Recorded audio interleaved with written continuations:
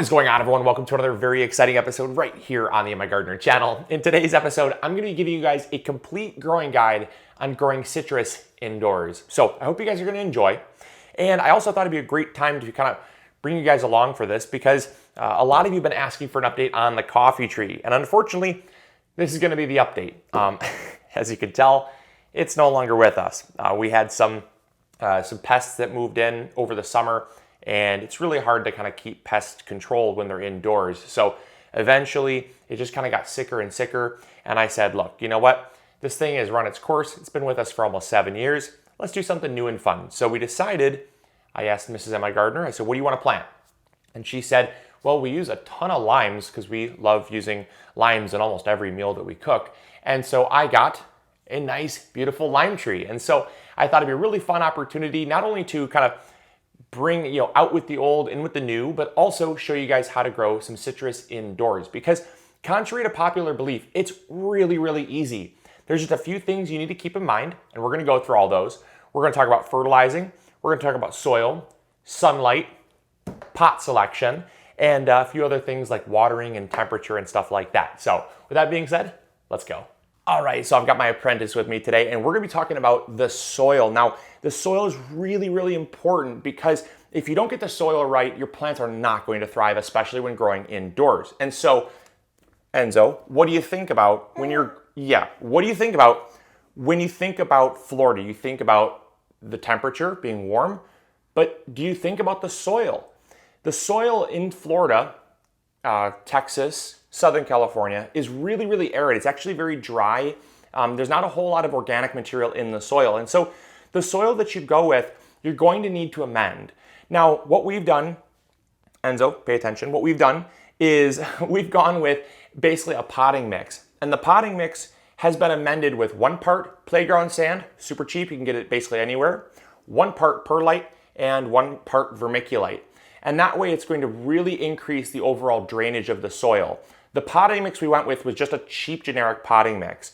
But what you'll notice is that, granted we haven't watered this in a while, but it is really, really dry. Really dry. You want to feel some? No? I don't blame you. So it's really dry. And that way, any water that we do water in here, any excess water is going to drain away freely. That's what you want because citruses do not like wet feet and they are very, very, very prone to root rot. So that's the soil. All right, so now we're going to talk about nutrients. So we traded the executive chair for the crib because he was getting a little tired, but it was fun to have our apprentice with us while he was awake and excited. And I can't wait to get him in the garden. It's going to be a ton of fun.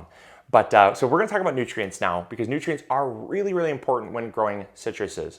Now, because they're in a container, they're in a confined space. The roots cannot go find nutrients like they would if they were growing just in native soil. And so we need to bring the nutrients and fertility to it.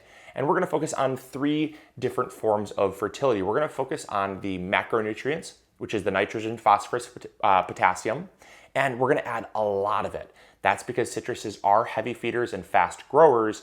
And so in this pot, which is 120 gallons, we've added about 2 cups of trifecta to this soil. Now, the next thing we're going to focus on are the micronutrients. And that's like, the trace minerals that would be found naturally in the soil. And so to this pot, we've added roughly about 2 to 3 cups-ish, I kind of just eyeballed it, into the soil of this container. And that's azomite. And azomite has over 70 different trace minerals, which is super critical for making sure that there's no little trace mineral. It's basically like a trace mineral deficiencies. It's basically like a multivitamin for your soil, which is awesome. And then we're gonna add just a little bit of Epsom salt. Epsom salt is magnesium sulfate. And that's because you wanna make sure, we'll talk about pH. Actually, I could probably talk about pH now, but you wanna make sure that the pH of your soil is slightly acidic.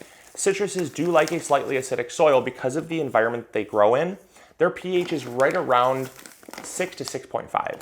And so adding a little bit of magnesium sulfate, and you're gonna I'm sprinkling this into the planting hole, but you're also gonna wanna make sure that when you water with magnesium sulfate maybe once every, I'd say like every 6 months. You're gonna follow up with a little bit of magnesium sulfate in the water to just keep the pH of the soil at that kind of slightly acidic level.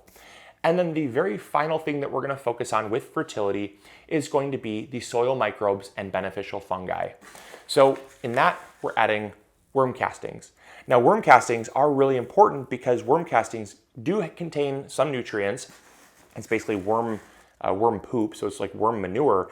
But what it contains is billions and billions of beneficial bacteria and fungi. And those are the things that actually will interact with the plant roots and help to make bioavailable or plant available the nutrients and fertility that's found in the soil. So anything that's locked up, anything that's not plant available, they will actually go out into the soil, find those things, and in fact, bring them back to the plant and exchange them for sugars that the plant is creating through photosynthesis. All right, so now we're gonna plant the tree up. Now that the soil's been amended, we talked about soil, we talked about fertility and nutrients, we're going to get this plant ready. Now, we ordered this plant online. You'll probably do the same, unless of course some nurseries do carry these in the summertime, especially around us. Sometimes you can even find a few lemon trees or lime trees if you're lucky. But we had to order this online, and we ordered this from fastgrowingtrees.com. Not a sponsor, but I just really like the quality of their stuff and the way that they kind of prioritize quality. And so when it comes online, you're going to want to remove these white bands. It comes with a bamboo stake. You've got to get those off because those will actually girdle or choke the stem as the plant grows. All right, now that we got the bands off and it's freed of those bands, we're going to put it in the soil. Now that we've talked about soil and fertility, it's really important we talk about sunlight. In this room here, we have three basically huge 3-foot by 5-foot windows. Wonderful south-facing light, so we're gonna get lots of sun exposure. I would say anything less than about 5 hours is just not gonna do a great job at growing your plants. And so I prefer between 5 and 7 hours, 7 hours obviously being the best. If you can give it even more than that, it's certainly not going to complain. So make sure you give it a minimum of 5 hours. And then also what you wanna do is you wanna make sure that you keep it away from any drafty windows. Windows obviously provide light, but if your windows are drafty, it's going to actually cause there to be a cool breeze that comes into the windows, and that's going to, over time, that's going to lead to a lot of stress because citruses do not like drafty conditions. All right, so we talked about fertility, we talked about soil, we talked about sunlight, we talked about not keeping the plants near a drafty window, but also what's near a window? Hot air vents or HVAC. You wanna make sure that you keep your plants away from any hot air vents. And that's because hot air actually is very dry, and when it's blowing on the leaves, especially in an upward motion, because that's the hot air blows from up above, it actually dries out the stomata of the leaf. And the stomata is the way that the leaf breathes. It opens and closes. When that dries, it actually will cause the plant to die. And so a lot of people lose their plants because they put them underneath a hot air vent. Don't do that. They do like warm air, but they don't like warm air blowing up because warm air never really blows up on trees naturally. And so keep them away from a hot air vent, or if you have a hot air vent, add a diffuser. It's a little curved piece. It looks almost like a little, got like a curved shell almost, that kind of just blows the air away from the wall and diverts it into the center of the room where then it can kind of diffuse up. That's where it gets its name. Now, the final thing that I really want to talk about is watering. Watering is super important, and we're going to talk about some other care things as well, like pruning and pests and whatnot, but watering is very critical. Citruses don't like a lot of water. They don't. They like a lot of water, but very infrequent. And so what we're going to do is we're going to take this watering can here, and we're basically going to saturate the soil. I wouldn't be surprised if we see some water flowing out the bottom of the pot. This is also very normal, and I would suggest getting a catchment tray that's going to catch any excess water because, again, you want the soil to drain freely. You want it to drain any excess water away, but you do want the soil to hold on to some water because of the fact that you're not going to water this again for probably about 2 weeks. And that's because, again, citruses like a nice arid environment. All right, so the first thing we're going to talk about is the graft point. Now, all citruses, especially ones you grow indoors, will be grafted. Now, you'll notice that there's a little angled cut here. That's where they fused the lime tree that we're growing onto a rootstock. And you'll notice this little kind of green nub here. You want to make sure that this does not, like this is going to come right off. I'm just going to pull this right off here because we want to make sure that nothing grows below this graft point. If it does, what you'll find is that this will actually be a completely different citrus. This might be like a wild calamondin. It might be something super pithy and seedy. It might even be, who knows what it could be. I don't even know. It's whatever rootstock they chose. And you don't want this to start growing. Otherwise, it could potentially kill off the actual plant that you want to be growing, which is the lime. And so again, just look for that graft point. All right, so the final thing is we're going to talk about pruning up above. As this tree grows, it may require some pruning. If you got a non-dwarf tree or just a standard tree, it's going to continue to grow, and these can grow to be 15, 20 feet tall.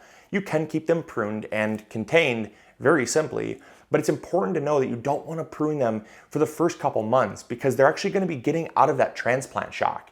You'll notice that there's lots of new growth on here, and you might think to yourself, well, if I discourage that new growth, it's going to encourage root development. That's not really the case. These citruses, basically what they do is they grow a bunch of leaves and then they grow a bunch of roots. They grow a bunch of leaves and then they grow a bunch of roots. And so this is actually not stressing the tree out, and it's actually not taking any energy away from the tree either. And so we're gonna let this all basically stay on the tree. What you do wanna take off are any buds. See, there's some little flowers here. If you come in real close, you can see some buds here.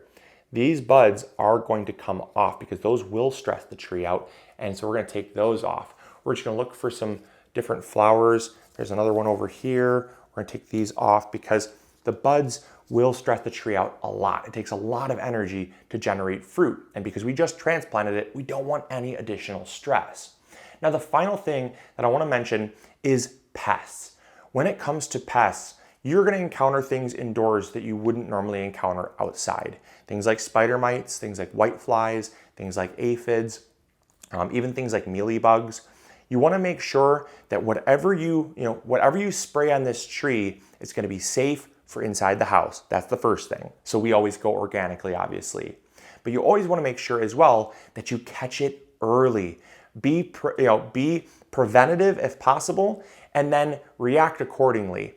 We like to use things like neem oil and pyrethrum. We'll use those pretty regularly on our trees. Any plants we bring in the house, we'll typically spray those down. There's also a great product that we sell over at MIgardener.com called MiteX.